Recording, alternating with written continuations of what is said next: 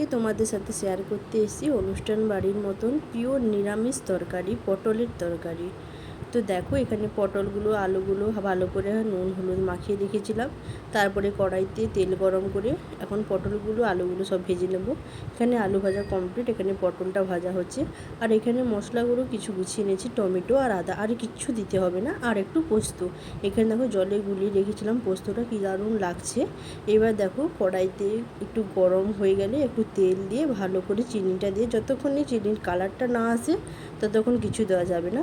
দেখো চিনির কালার চলে এসছে, এখন দিয়ে দিয়েছি আমি আদাটাকে ভালো করে একটু নাড়িয়ে চাড়িয়ে নিয়ে তারপরে তার মধ্যে হলুদ, লঙ্কার গুঁড়ো, নুন সব কিছু মিক্সড করে ভালো করে একটু নাড়িয়ে নিতে হবে। দেখো কালারটা এরকম এলে তারপরে এতে দিয়ে দিতে হবে টমেটোকে ভালো করে মিক্সড করে নিতে হবে যাতে না খোয়া থাকে।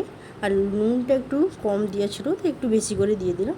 দেখো এরকম তেল ছেড়ে এলে তার মধ্যে দিয়ে দিতে হবে ওই গুলিয়ে রাখা পোস্ত জলটা দিয়ে এরকম দেখো তেল ছেড়ে এলে ভালো করে মিক্সড করে নিতে হবে।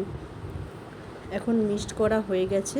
এখন দেখো মিক্সড করতে নিয়ে এরকম একটা গ্রেভি টাইপের চলে এসেছে, তেল ছেড়ে দিয়েছে। ওপর দিয়ে দেবো আলু আর পটলের ওই ভেজে রাখাটা।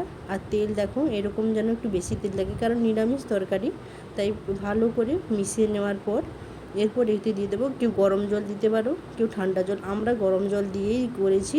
গরম জল দিলে ভালো হয়। গরম জলটা দেওয়ার পর ভালো করে ফুটে গেলে কেউ উপর দিয়ে গরম মশলা দেবে আর একটু চিনি দিবে, দারুণ খেতে থাকে। আর আমার ভিডিও যদি কারোর ভালো লেগে থাকে প্লিজ সাবস্ক্রাইব করে পাশে থাকবে, আর নতুন নতুন ভিডিও উপহার দেবো তোমাদেরকে।